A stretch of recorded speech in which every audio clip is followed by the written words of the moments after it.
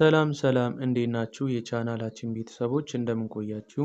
በባለፈው ቪዲዮአችን ላይ ከተለያዩ ግቢ የተውጣጡ ጥያቄዎችን እየሰራንላችሁ ነበር። ዛሬ ደግሞ ከሳይኮሎጂ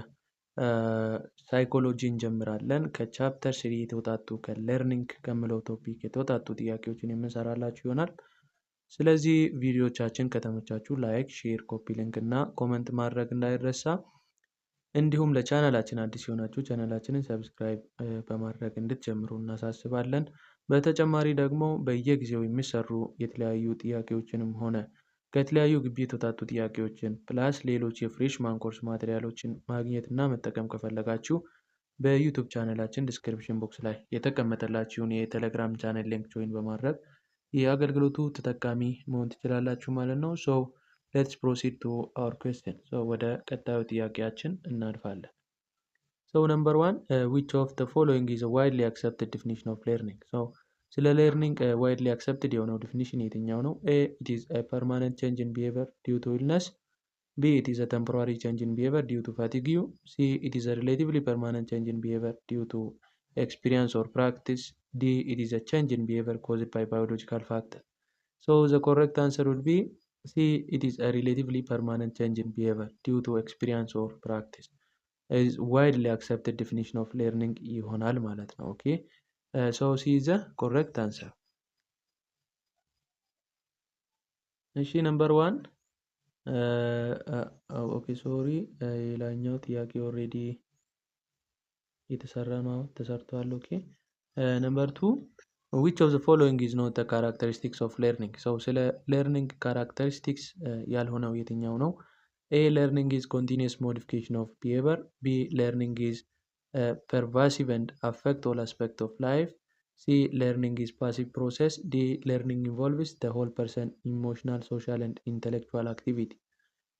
Characteristics of learning ያልሆነው C, learning is passive process because learning is not a passive process but learning is an active process. Due to this, C is incorrect about characteristics of learning. So C is the answer. Okay, number 3, which principle of learning emphasizes the importance of emotional readiness for learning? አንድ ሰው ኢሞሽናሊ ለትምህርት ወይም ለለርኒንግ ሪዲ መሆኑን የሚያሳየው የለርኒንግ ፕሪንሲፕል የሆነው የትኛው ነው? A, meaningful practice principle. B, intensity principle. C, physical and emotional readiness principle. D, first impression principle. So the correct answer will be C, physical and emotional readiness principle ይሆናል ማለት ነው። So this principle deals about an emotional readiness for learning. So C is the correct answer.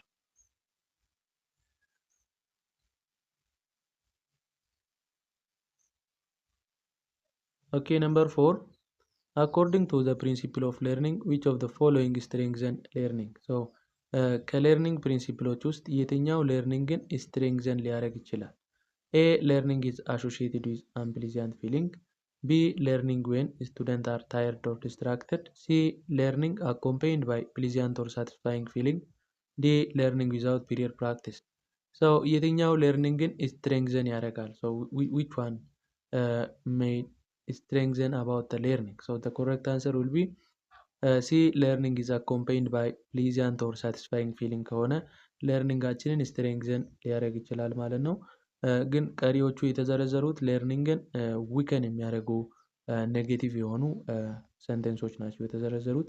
So C is the correct answer about strengthening of learning.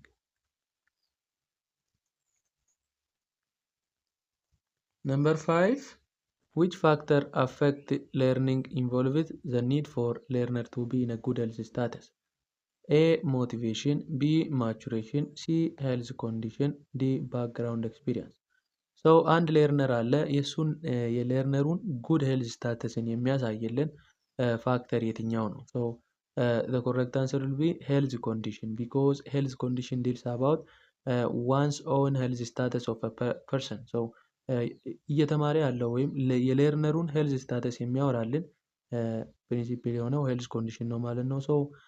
C is the correct answer. physiologically, mentally and psychologically well የሆነ ሄልዚ የሆነ ፐርሰን ለሌርኒንግ በጣም ጥሩ የሆነ ቤስት ሌርነር ሲሆን ኦፖዝድ ሆኖ ሲገኝ ደግሞ ኔጌቲቭሊ አፌክት ያደርገዋል ማለት ነው። ሶ ዲው ቱ ዚስ ሲ ኢዝ ዘ ኮሬክት አንሰር።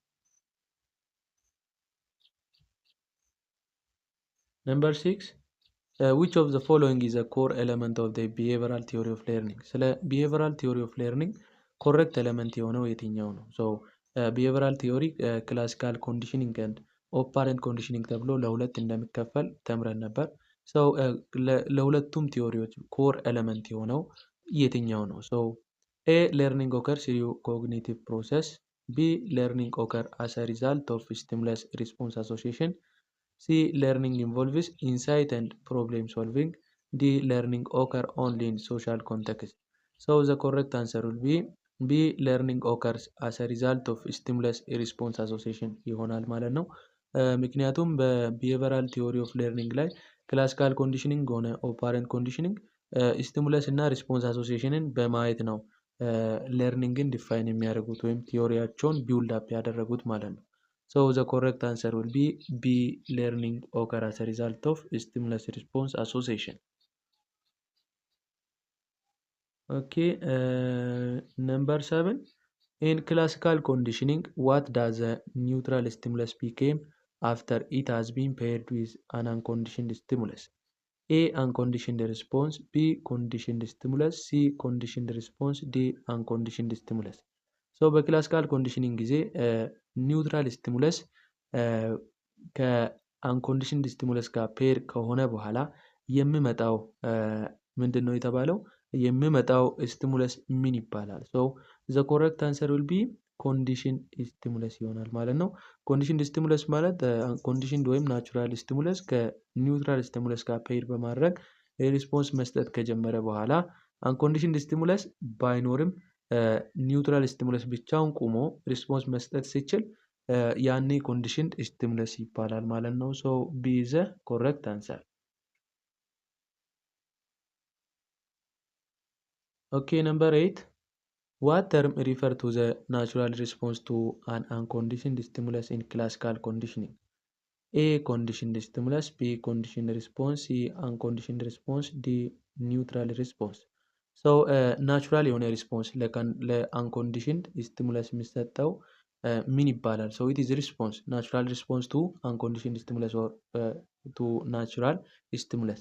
ናቹራል ሪስፖንስ ለናቹራል ስቲሙለስ ምን ይባላል? ሶ ዘ ኮሬክት አንሰር ዊል ቢ አንኮንዲሽንድ ሪስፖንስ ኦር ናቹራል ሪስፖንስ ይባላል። ዘ ኮሬክት አንሰር ዊል ቢ ሲ።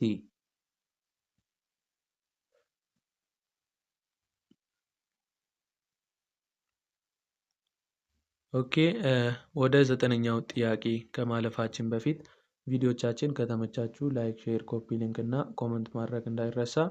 እንዲሁም ለቻናላችን አዲስ የሆናችሁ ቻናላችንን ሰብስክራይብ ማድረግ እንዳትረሱ። በተጨማሪ ደግሞ በየጊዜው የሚሰሩ የተለያዩ የፍሬሽማን ኮርስ ጥያቄዎችንም ሆነ ሌሎች ተጨማሪ የፍሬሽማን ኮርስ ማቴሪያሎችን ማግኘት እና መጠቀም ከፈለጋችሁ በዩቱብ ቻናላችን ዲስክሪፕሽን ቦክስ ላይ የተቀመጠላችሁን የቴሌግራም ቻናል ሊንክ ጆይን በማድረግ የአገልግሎቱ ተጠቃሚ መሆን ትችላላችሁ ማለት ነው። ስለዚህ አሁን በቀጥታ ወደ ቪዲዮአችን እንመለስ። ሶ ነምበር 9 ኢን ፓቭሎት ኤክስፐሪመንት ክላሲካል ኮንዲሽኒንግ ላይ ማለት ነው which of the following was the unconditioned stimulus? ሶ በክላሲካል ኮንዲሽኒንግ ላይ unconditioned stimulus ወይም ናቹራል ስቲሙለስን የሚያመለክተው የትኛው ነው? ውሻው አለ፣ ምግቡ አለ፣ ደወሉ አለ። ከሶስቱ የትኛው ነው ነው የተባለው? ኤ the ringing of the bell, B the food, C the dog salvation, D the dog. So the correct answer will be food ይሆናል። Food is one of a natural stimulus in Pavlov experiment in classical conditioning theory. So B is a correct answer ይሆናል ማለት ነው።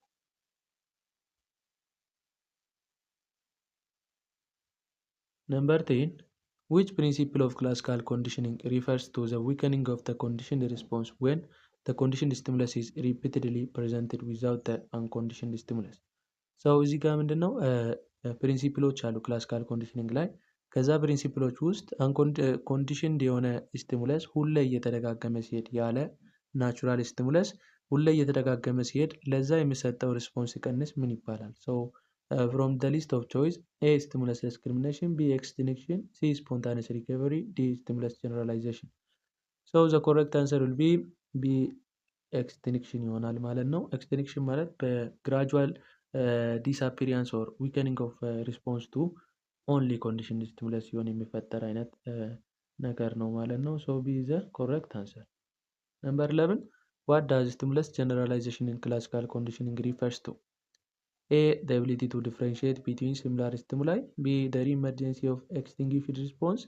C. The tendency to respond to stimuli similar to conditioned stimulus. D. The pairing of neutral stimulus with an unconditioned stimulus. So the correct answer will be C. The tendency to respond to stimulus similar to the conditioned stimulus ይሆናል። So C is the correct answer ይሆናል ማለት ነው። Okay, next question number 12. Which term describe a learned response to previously neutral stimulus in classical conditioning? A. Unconditioned response. B. Conditioned response. C. Unconditioned stimulus. D. Neutral response. So የትኛው ነው? previously neutral stimulus ነበር። እሱ በክላሲካል ኮንዲሽኒንግ ወደ ምን ይቀየራል? ከክላሲካል ኮንዲሽኒንግ ወይም after what ኮንዲሽኒንግ በኋላ ወደ ምን ይቀየራል? So the correct answer will be ምን ይሆናል ማለት ነው? I mean ስለ ሪስፖንሱ ነው የሚያወራው እዚህ ጋር not about stimulus. So the correct answer will be conditioned response ይሆናል። So B is the correct answer. Okay, number 13. According to apparent conditioning theory, which type of reinforcement strengthens behavior by providing pleasurable outcome? A. Positive reinforcement. B. Negative reinforcement. C. Punishment. D. Extinction. ሰው እዚህ ሀሳቡ ስለ ሪኢንፎርስመንት ነው የሚያወራው። ሲ ኤንድ ዲን ከምርጫ እናወጣለን። ከዛ ኤ እና ቢ ካሉት ውስጥ የትኛው ይሆናል የሚለውን መምረጥ ነው። ሶ ዘ ኮሬክት አንሰር ውድ ቢ ፖዚቲቭ ሪኢንፎርስመንት ይባላል። ሰው የሚፈለገውን ቢሄቨር ስትሬንግዘን የሚያደርግ ምን በማድረግ ማለት ነው? ፕሌጀረብል የሆኑ ነገሮችን ማበረታቻዎችን በመስጠት አንድን ቢሄቨር ስትሬንግዘን የሚያደርግ ነው ማለት ነው። ሶ ዘ ኮሬክት አንሰር። Number 14. What is the primary difference between classical and operant conditioning? A. Classical conditioning based on voluntary behavior, while operant focus on involuntary behavior. B. Classical deals with stimulus-response relationship, while operant focus on behavior-consequence relationship. C. Operant based on physiological response, while classical involves emotional response. D. There is no difference between the two. So the main difference between classical and operant conditioning will be B. Classical mainly deals with stimulus response relationship, and the operant conditioning is mainly tells us about the behavior consequence relationship. So B is the correct answer. Number 15. What is the term for a purpose in which previously conditioned response reappear after a period of rest? So previously conditioned ያደረግነው ሪስፖንስ አለ እሱ ረስት ከተወሰነ ጊዜ በኋላ እንደገና ሪአፒር የሚያደርግበት ሂደት ምን ይባላል? ኤ ኤክስቲንክሽን፣ ቢ ስቲሙለስ ዲስክሪሚኔሽን፣ ሲ ስፖንታኒየስ ሪከቨሪ፣ ዲ ስቲሙለስ ጀነራላይዜሽን። ዘ ኮሬክት አንሰር ዊል ቢ ስፖንታኒየስ ሪከቨሪ ይሆናል። ሶ ሲ ኢዝ ዘ ኮሬክት አንሰር። Number 16. Which factor influencing learning refer to the need for adequate rest and balanced health condition for effective learning? A. Maturation. B. Psychological well-being. C. Health condition. D. Background experience. So የትኛው ነው ሰው adequate rest እና balanced health condition የሚያሳይልን ፋክተር which influence learning? ከላይ ይህን ጥያቄ ሰርተን ነበር። እዚህ ጋር ደግሞ ፎርሙን ቀይሮ በሌላ መልክ መጥቶልናል። so the correct answer will be C. health condition ይሆናል ማለት ነው። Number 7. In Pavlov experiment, which was following is example of conditioned response. Conditioned response example.